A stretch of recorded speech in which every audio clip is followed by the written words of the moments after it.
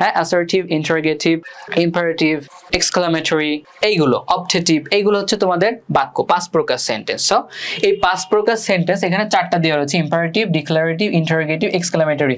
এই in my opinion এখানে একটা কমা হবে, Romeo and Juliet by William Shakespeare is a great play. এইটা কোন ধরনের বাক্য দেখি তোমরা পারো কিনা। সো আমি হচ্ছে একটু সহজে বুঝিয়ে দিচ্ছি। দেখো প্রথমে বলছি এক্সক্লামেটরি। তো এক্সক্লামেটরি সেন্টেন্স হলে তো শেষে একটা বিস্ময়সূচক চিহ্ন থাকতো, তাই না? নাই। সো এটাও ভুল। ইন্টারোগেটিভ, এখন ইন্টারোগেটিভ সেন্টেন্স হলে তো শেষে তোমার একটা প্রশ্নবোধক চিহ্ন থাকতো, তাই না? নাই।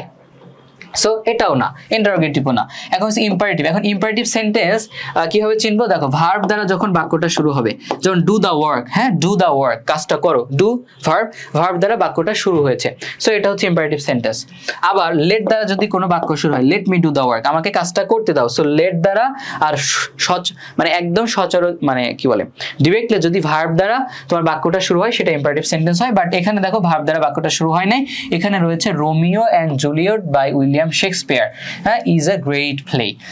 এটা হচ্ছে তোমার ডিক্লারেটিভ সেন্টেন্স। ডিক্লারেটিভ সেন্টেন্স কি? অ্যাসার্টিভ সেন্টেন্স তোমরা চিনো না? অ্যাসার্টিভ সেন্টেন্সের আরেকটা নাম হচ্ছে ডিক্লারেটিভ সেন্টেন্স। তো অ্যাসার্টিভ সেন্টেন্স বা ডিক্লারেটিভ সেন্টেন্স চিনতে হবে কি হবে? Subject plus verb plus object, এইভাবে থাকবে, subject plus verb plus object.